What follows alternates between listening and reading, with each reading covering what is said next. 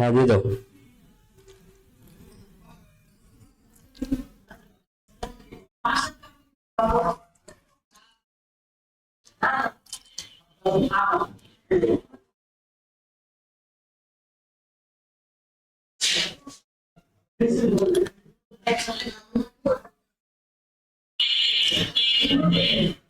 আসসালামু আলাইকুম সুপ্রিয় শিক্ষার্থী বন্ধুরা, আশা করি সবাই ভালো আছেন।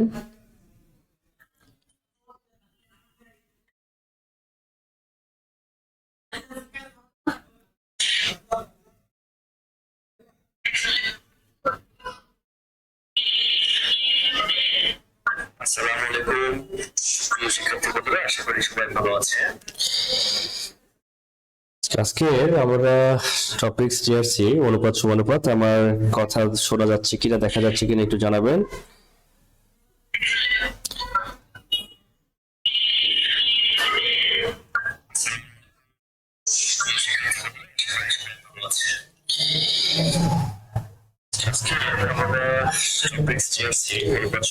আমার কথা শোনা যাচ্ছে কিনা, দেখা যাচ্ছে কিনা একটু জানাবেন।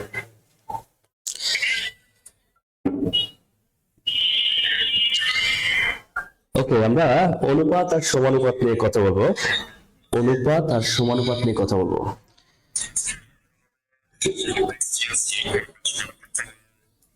এটা আসলে খুব সহজ একটা এবং কমন একটা চ্যাপ্টার। এখান থেকে প্রশ্ন আসে।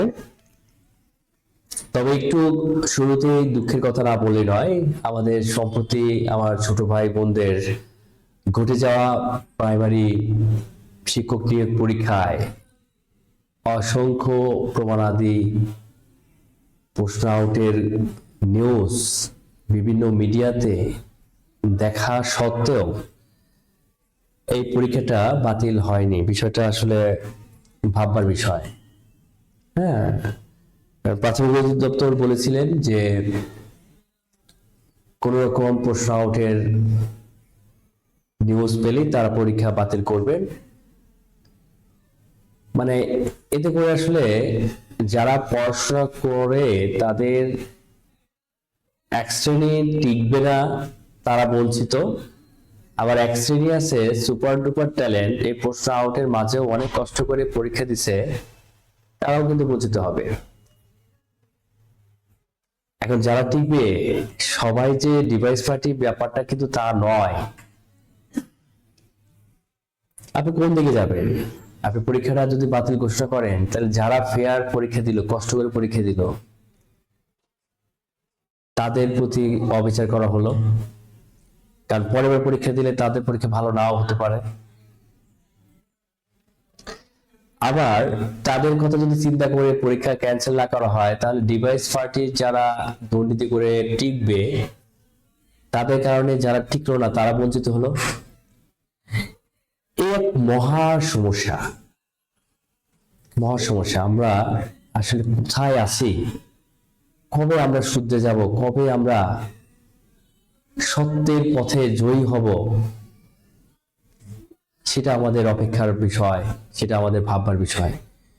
তো যাই হোক, আমার ভাই বোনেরা, আপনারা অবশ্যই, আমার প্রিয় ছাত্রছাত্রী ভাই বোনদের আমি বলবো, এই বিষয়টাকে মাথায় রাখতে হবে, ঠিক আছে। তবে এটা মাথায় রেখে হতাশ হওয়ার কিছু নাই। কারণ ওই যে আমি বললাম, সবাই কিন্তু ডিভাইস পার্টি না। তাহলে আপনার যদি 100 জনের মধ্যে যদি 30-40 জন দুর্নীতি করে টিকে যায়, আপনাকে আমাকে ধরে নিতে হবে আমি 60 জনের মধ্যে পরীক্ষা দিচ্ছি। আমি ব্যক্তিগতভাবে এটা ছাড়া তো আর কোনো উপায় পাচ্ছি না। কারণ এই দুর্নীতি এত রন্ধে রন্ধে মিশে গেছে যে আমরা অনেক আন্দোলন করেও এটাকে দমাতে পারছি না। তো এই কারণে আমরা অবশ্যই হতাশ হব না, পড়াশোনা চালিয়ে যাব। তবে হ্যাঁ, ন্যায্য দাবি আদায়ে আমরা সচেষ্ট হব, ঐক্যবদ্ধ হব। সোনার বাংলাদেশ গড়ার বিষয়ে আমরা দল বল নির্বিশেষে একসাথে কাজ করবো ইনশাআল্লাহ। তবে সেটা করতে গিয়ে, সেই ন্যায় প্রতিষ্ঠা করতে গিয়ে নিজে পথ ভ্রষ্ট হওয়া যাবে না। আপনি ন্যায় প্রতিষ্ঠা করতে গিয়ে ন্যায় প্রতিষ্ঠা হলো, তখন পরীক্ষা হলো, নিজের প্রস্তুতি নেই, তাহলে কিন্তু আপনার কোনো লাভ নেই। তো ঠিক আছে, আমরা কথা না বাড়িয়ে আমরা ম্যাচ শুরু করে দিই। তবে আপনারা যে যেখান থেকে দেখছেন আমার ভিডিওটা একটু শেয়ার করে দিবেন, আপনাদের বিভিন্ন গ্রুপগুলোতে শেয়ার করে দিবেন। তবে আপনাদের এটা 8, 9, 10 যারা আছে তাদের জন্য এখানে আকাইজ আছে, তোমার জন্য এটা লাগবে। স্কুলে যেমন গুরুত্বপূর্ণ, তারপরে ইয়েতেও গুরুত্বপূর্ণ, হ্যাঁ, চাকরি পরীক্ষার জন্য তো অবশ্যই গুরুত্বপূর্ণ, এগুলো তো সব জায়গায় লাগবে। ঠিক আছে, সব জায়গায় লাগবে। আমরা এই কারণে এটার অনুপাত সমানুপাতের একেবারে বেসিক কনসেপ্ট আজকে আমরা ইনশাল্লাহ দেব, একেবারে বেসিক কনসেপ্ট দেব ইনশাল্লাহ।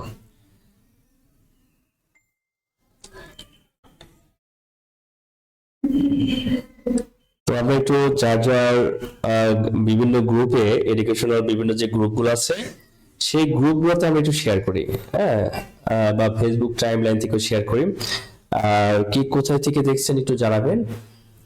আর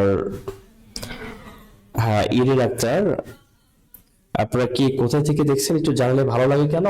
কারণ মোটামুটি বাংলাদেশে ম্যাক্সিমাম অঞ্চলে আমার যাওয়া, অন্তত ওই অঞ্চলের নামটা বলে মনে হয় হ্যাঁ এই এলাকায় আমি গিয়েছি। এই বিষয়টার জন্য আমি জিজ্ঞাসা করি যে কি কোথায় থেকে দেখছেন একটু কমেন্ট করে জানাবেন। ওকে, ভোরের পাখি, হ্যাঁ, তারপর ইরিন আক্তার আপনারা সালাম দিয়েছেন, ওয়ালাইকুম আসসালাম। তো দেখেন আমরা তাহলে ম্যাচ শুরু করে দেই। শেরপুর থেকে, হ্যাঁ, এই যে সবচেয়ে ভালো লাগার জায়গা শেরপুর, সবচেয়ে ভালো লাগার জায়গার মধ্যে এইটা একটা, আমি সবসময় বলি, সব জায়গায় বলি, অসাধারণ একটা জেলা আমার, মানে এই পর্যন্ত যত জেলা ঘুরেছি মানুষ থেকে শুরু করে সবাই খুবই ভালো, আলহামদুলিল্লাহ। তো দেখেন আমরা অনুপাতের বেসিক যদি কনসেপ্ট করতে চাই, সেটা হচ্ছে রহিমের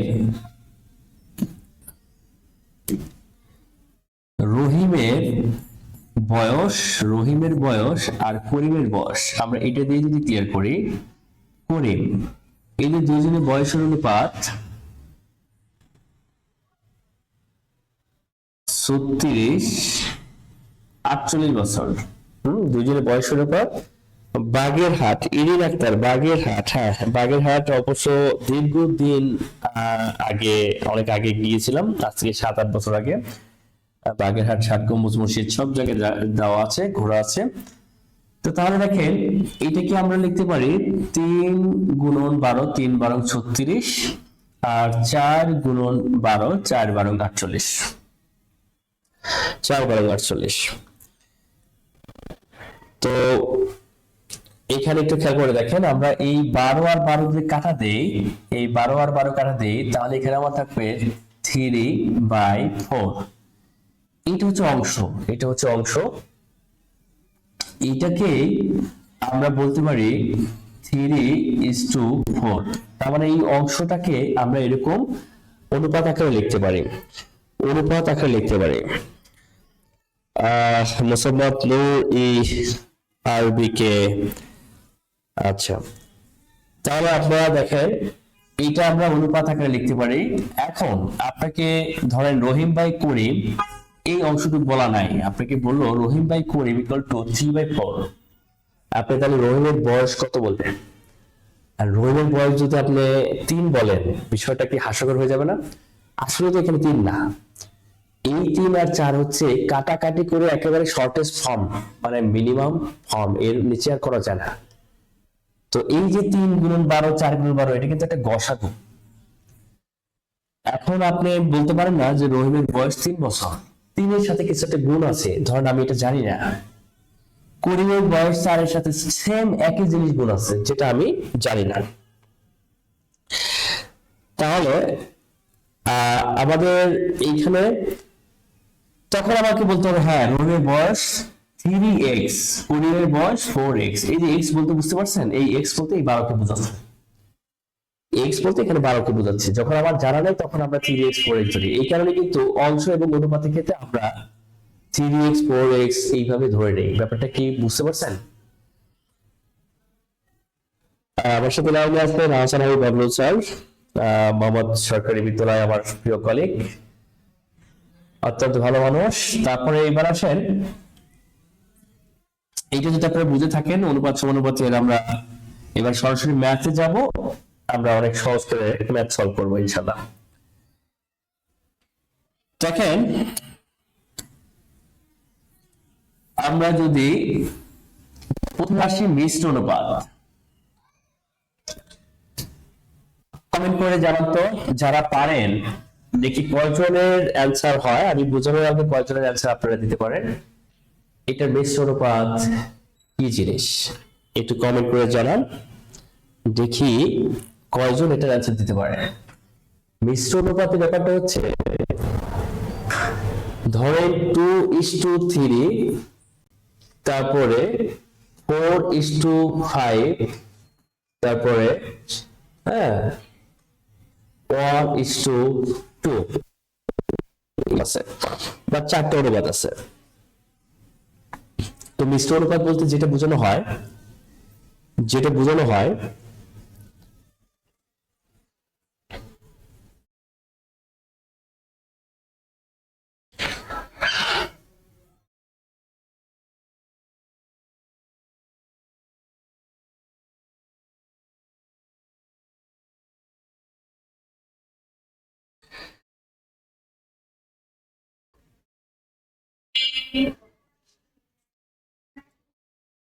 আচ্ছা, মিশ্র অনুপাত বলতে যেটা বোঝানো হয়,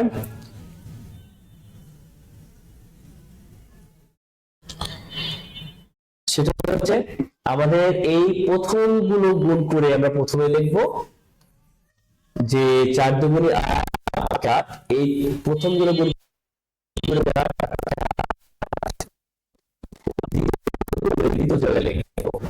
3 5 15, 15 দুগুণে 30। এটা বলা হয় মিশ্র অনুপাত। এটা কি বলা হয়? মিশ্র অনুপাত।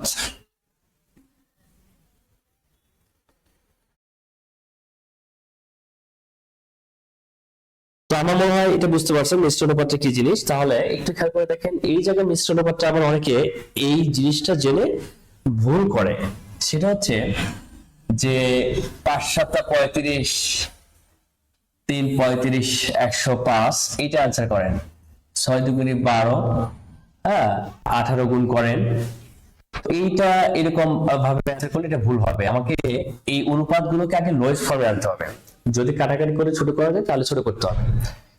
যেমন 5 আর 18 এটা কাটাকাটি করা যায় না,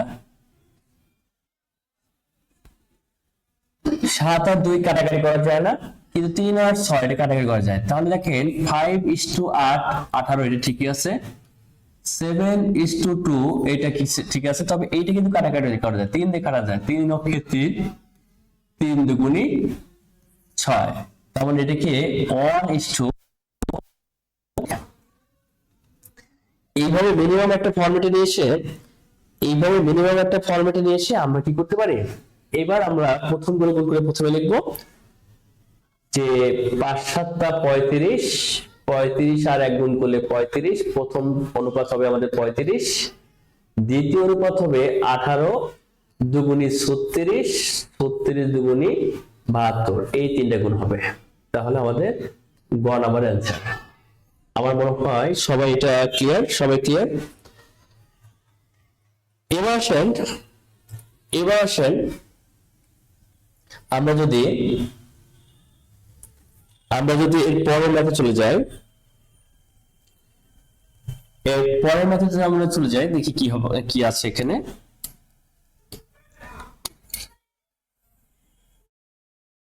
এবার আসি আমরা চতুর্থ সমানুপাতে।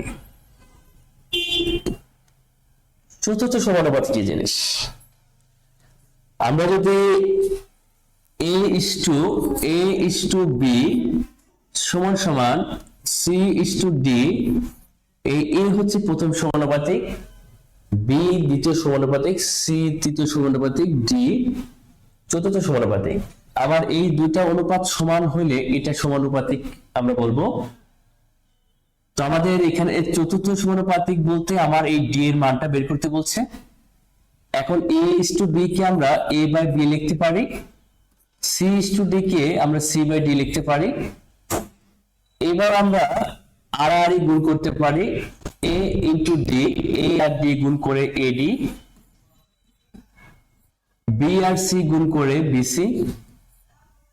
এরপরে আমরা কি করব, এই ডি এর মান যেহেতু বের করতে হবে, আমরা এই গুণ আকারে সেটা কি হয়ে যাবে, ভাগ হয়ে যাবে।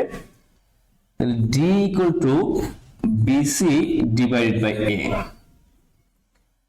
এবার সিদ্ধান্ত নেওয়ার পালা যে চতুর্থ সমানুপাত আমরা কিভাবে বের করব। চতুর্থ সমানুপাত আমরা কিভাবে বের করব, আমরা সিদ্ধান্ত নিয়ে পেলাম এই ডি বলতে চতুর্থ সমানুপাত, চতুর্থ সমানুপাত আপনার এই বি বলতে দ্বিতীয় অনুপাত ইনটু সি বলতে তৃতীয় অনুপাত, নিচে হচ্ছে প্রথম অনুপাত।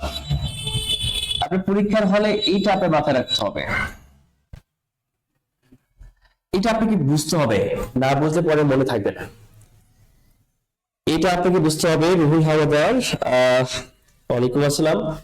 একটু খেয়াল করে রাখেন, আপনারা যারা দেখছেন আপনারা একটু কমেন্ট করেন তো, একটু কমেন্ট করেন সবকিছু ঠিক আছে কিনা, আর কি কোথা থেকে দেখছেন এবং একটু শেয়ার করবেন। তাহলে চতুর্থ সমানুপাত আমরা জানি যে দ্বিতীয় আর তৃতীয় গুণ করে প্রথম দিয়ে ভাগ। এখন তাহলে দেখেন আমরা এবার যে কোনো কোশ্চেন আমরা কি করব, এই যে দ্বিতীয় আর তৃতীয় সবসময় গুণ করব, কোশ্চেনের মধ্যে এই দুটো গুণ করব আর নিচে প্রথমটা দিয়ে ভাগ। তাহলে 3 9 মধ্যে কবে যায়, 3 বার, 3 4 12। খুব সহজ অ্যান্সার হয়ে যাবে, আমাদের 5 সেকেন্ডও লাগবে না, 5 সেকেন্ডও লাগবে না। তাহলে আমরা দ্বিতীয় আর তৃতীয় গুণ করব। দ্বিতীয় হচ্ছে 9 গুণ তৃতীয় হচ্ছে 4 আর প্রথমটা হচ্ছে 3 9 এর মধ্যে কবে যায়, 3 3 যা 9, 3 আর 4 মাল্টিপ্লাই করলে 3 4 যা 12। That is answer, that is answer.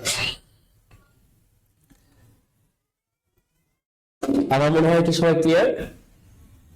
এটা বুঝতে পারলে একটু ডাল লেখেন, এটা বুঝতে পারলে ডাল লেখেন, অথবা এত বড় শব্দ লিখতেও যদি কষ্ট হয় আপনি ক্লিয়ার, সি ফর ক্লিয়ার অথবা ডি ফর ডান, একটু ডি লিখে কমেন্টে করেন। হ্যাঁ ডান, ডি লিখে কমেন্টে করেন।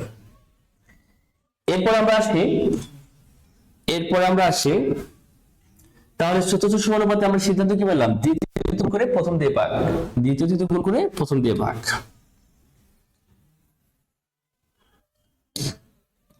তাহলে এবার আমরা যদি আসি, এবার একটু দেখেন এটা চতুর্থ কি হবে। এবার চতুর্থ সমানুপাত, রাহুল হাওলাদার ভোলা, আপনার ভোলার বিসিএস ক্যাডার নাজিম ভাইয়ের সাথে আজকে দেখা, ভোলা নিয়ে অনেক কথা হলো।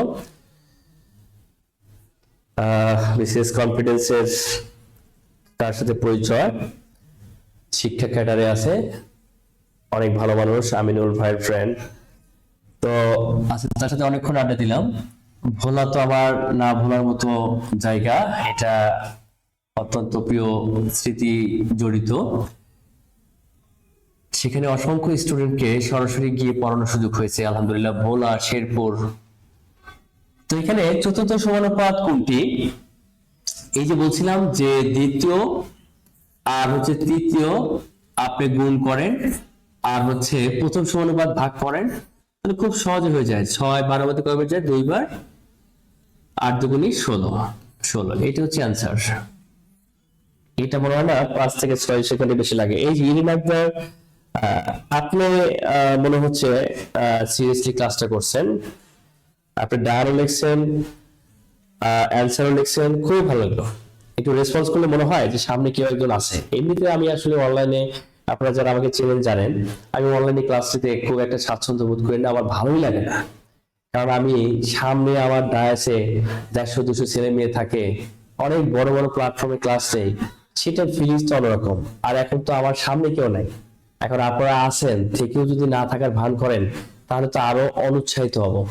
এই কারণে আপনারা অবশ্যই কমেন্ট করবেন, আমাদের ইরিন আক্তার আপুর মতো অবশ্যই কমেন্ট করবেন। পরবর্তীতে যারা দেখছেন তারাও প্রয়োজনে আপনারা কমেন্ট করবেন, হ্যাঁ, বা রেকর্ডেড ভিডিও এটা দেওয়া হবে, ইউটিউবে যারা দেখবেন তারাও একটু কমেন্ট লাইক করবেন। আপনাদের এই কমেন্টগুলো আমাদের অনুপ্রাণিত করেন। তো তাহলে আমরা নেক্সট চলে যাচ্ছি।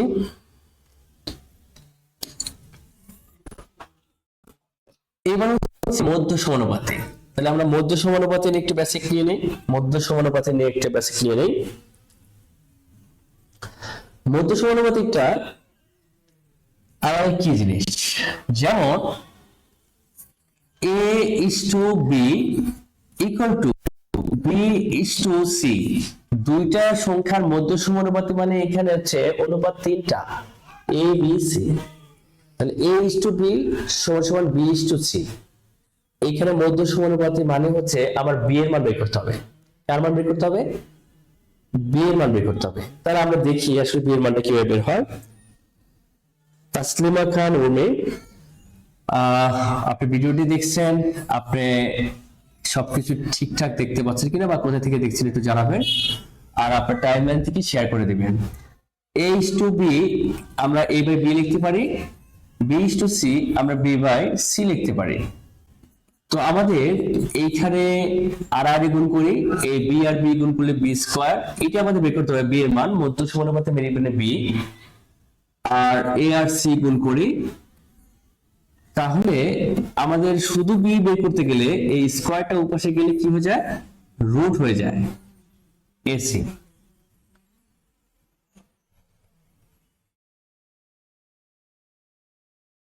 হ্যাঁ রাহুল হাওলাদার, আপনাদেরকেও খুব মিস করি, আপনাদেরকেও আসলে খুব মিস করি। সবাই সংক্রমণের কারণে চাকরি সবকিছু মিলে আসলে আর কোথাও যাওয়া হয় না।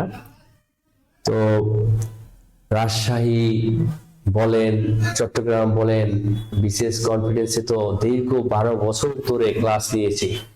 শেরপুর, ভোলা, ফেনী, কুমিল্লা, কই না গেছি, হ্যাঁ, সিরাজগঞ্জ, পাবনা, সব জায়গায় মোটামুটি যাওয়া হয়েছে। হ্যাঁ, তো আমরা তাহলে সিদ্ধান্ত পেলাম যে মধ্য সমানুপাত মানে হচ্ছে মধ্য সমানুপাত মানে হচ্ছে আমাদের প্রথম আর তৃতীয়টা গুণ করে বর্গমূল। এটা হচ্ছে আপনাকে শর্টকাট হিসেবে মাথায় রাখতে হবে, এটা সিদ্ধান্ত। তবে হ্যাঁ, এইখানেও কিন্তু ক্যালকুলেশনের একটা টেকনিক আছে। পূর্ণচন্দ্র রায়, কেমন আছো তুমি দাদা? ভোলা থেকে তুমি। পূর্ণচন্দ্র রায় আমার সবচেয়ে বেশি ক্লাস মনে হয় পূর্ণচন্দ্র রায় করছে, এমন কোনো ক্লাস নাই যে করো নাই। তুমি কোথাও চাকরি হয়েছে কিনা জানাবা, বা কেমন আছো, কোথায় আছো জানাবা। আমার সবচেয়ে কমন অনলাইন জগতের সবচেয়ে কমন ছাত্র, হ্যাঁ, পূর্ণচন্দ্র রায়। ওকে, তাহলে এইখানে আমরা এবার দেখি, আমরা এই যে মধ্য সমানুপাতটা আমরা বের করব সরাসরি √8 × 7। এখন আপনি এই ক্যালকুলেশনটা ছোট হলেও অনেক জটিলতা ফেলবে, কারণ আপনি যে কাজটা করবেন, এই দুটো গুণ করবেন, এই দুটো গুণ করলে 8 × 2 = 16, 7 × 8 = 56, 56 আর 1 = 57। এখন এইটাকে আবার বর্গমূল করবেন, এবার তখন আটকে যাবেন, এটা বর্গমূল কি হবে, একটু জটিলতা করবেন। তো সেটা না করে যদি আমরা একটা কাজ করি, বর্গমূলকে উঠানোর জন্য আবার বর্গ সংখ্যা লাগবে, মানে দুইটা সংখ্যা একই হলে, যেমন 3 × 3 বর্গ সাথে কেটে যাবে।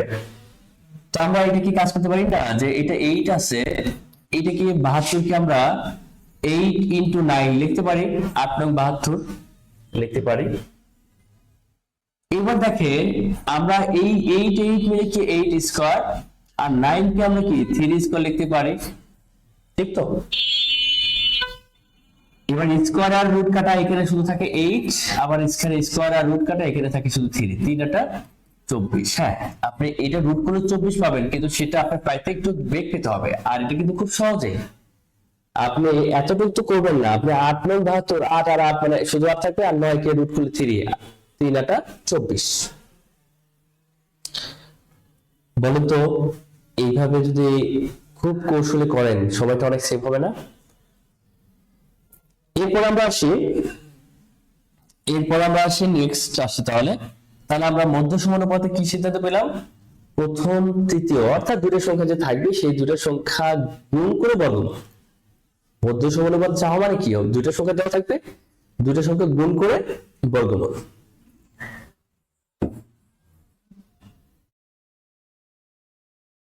আচ্ছা, তাহলে এবার আসি আমরা নেক্সট চলে যাই।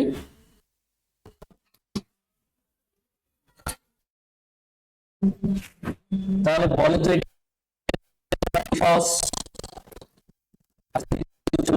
আর এটার মধ্যে বর্গমূল, তাহলে 9 কে বর্গমূল করলে 3 আর 16 কে বর্গমূল করলে কত হয় 4, 3 4 12। আপনি পরীক্ষা হলে এইভাবে অ্যান্সার করবেন, এটা আমি মাত্র দেখালাম।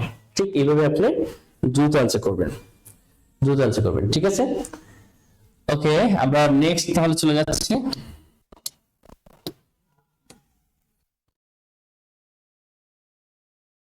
এই যে দেখেন চমৎকার একটা প্যাটার্ন, দুটি রাশির অনুপাত 7:12, 7:12।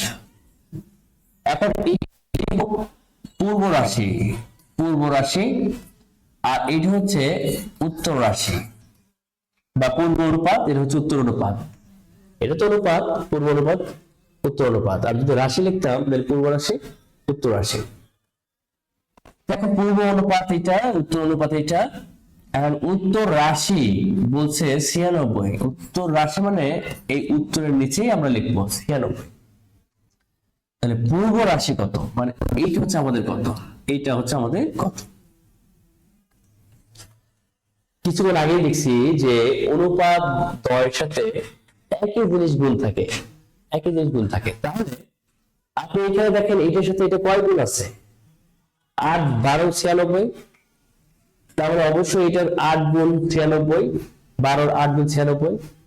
নিঃসন্দেহে আপনার এইখানে এইটা 8 গুণ আছে, 8 গুণ গুণে 7 8 56। আমি কি আপনাদের বুঝতে পারছি, আমি আপনাদের বুঝতে পারছি কিনা বলেন তো। তাহলে আপনার এই অঙ্কগুলো আমরা আবার দেখি। আমার এই অনুপাত দেওয়া আছে আর রাশি দেওয়া আছে, উত্তর রাশি, উত্তর রাশি আমরা কয় গুণ, 8 গুণ। অবশ্যই এটার 7 8 56, 8 গুণ হবে আমাদের আনসার। নেক্সট তাহলে ম্যাথ গুলো দেখেন, দেখি কমেন্ট করেন তো কয়জন পারি আমরা। এইটার আনসার কি হবে বলেন তো দেখি। আমি 15 সেকেন্ড একটু আপনাকে সুযোগ দিচ্ছি কমেন্ট করার। এটা আছে কি হবে বলতো একটু দেখি আপনারা। ইরেন আক্তার, তারপরে আর ইসরাত জাহান মিম, বলো তো এটা আনসার কত হবে।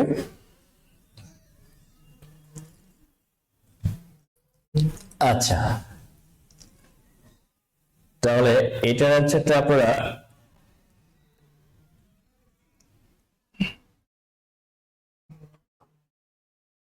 এমডি সোহেল, দাদা সোহেল, পূর্ণচন্দ্র রায়, তুমি কোথায় আছো, এখন কি করছো, চাকরি বাকরি হয়েছে কিনা একটু জানাবা। তোমার সাথে অনেকদিন পরে দেখা হচ্ছে, কথা হচ্ছে কমেন্টের মাধ্যমে।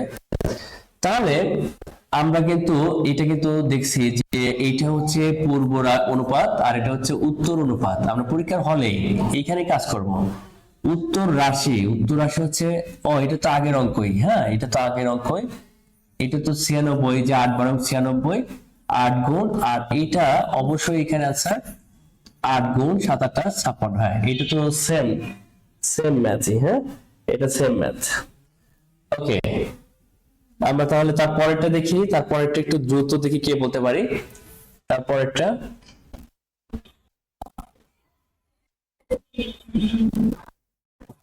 এই পিতা পুত্রের অঙ্কটা ওই একই ভাবে, রাশির জায়গায় জাস্ট পিতা পুত্র, রাশির জায়গায় জাস্ট পিতা পুত্র। এবার আনসারটা বলো তো দেখি কে আমরা দ্রুত আনসার করতে পারি, আমরা দ্রুত আনসার করতে পারি।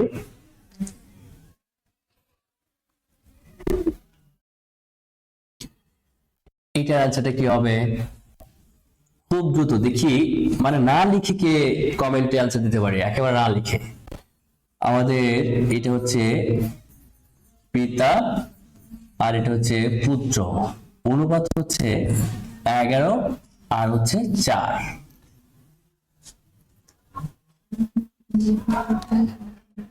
হ্যাঁ সোহেল ডানা, আমি ভালো আছি, অনেকদিন আপনার দেখা পেলাম অনেকদিন পর। হ্যাঁ আমি ভালো আছি। আর পূর্ণচন্দ্র রায় দিনাজপুর আছো, ওকে। তাহলে পুত্রের বয়স হচ্ছে 16, এই যে পুত্রের বয়স 16। তাহলে এইটা অনুপাত দেওয়া আছে, বয়স দেওয়া আছে, তাহলে এটা 4 এর কয় গুণ, অবশ্যই 4 এর সাথে 4 গুণ করলে 16 হবে, 4 4 16। নিঃসন্দেহে এইটারও, এইটা যেহেতু 4 গুণ হয়, এইটারও 4 গুণ, যেটা আমরা শুরুতে দেখাইছি একই জিনিস গুণ আছে, এবং এই 4ই হচ্ছে আমাদের গসাগু। 4 11 44, দ্যাট ইজ আনসার। এটা হচ্ছে answer 44। Very good. Sohel, Irin Akter, Israt Jahan Noon সবাই সঠিক আনসার দিয়েছে। Very good. তাহলে আমরা একটু নেক্সটে চলে যাচ্ছি।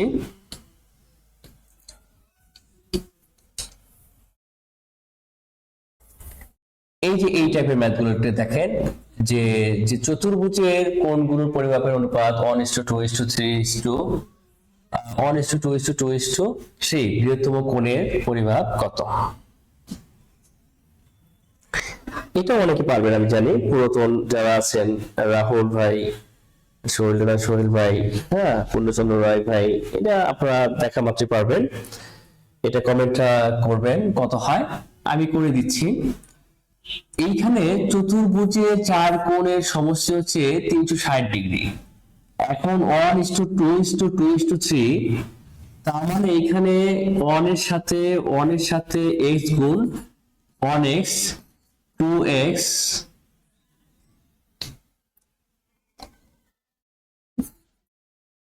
1x কে আমরা শুধু x লিখবো, তারপরে 1x মানে x plus 2x plus 2x plus 3x।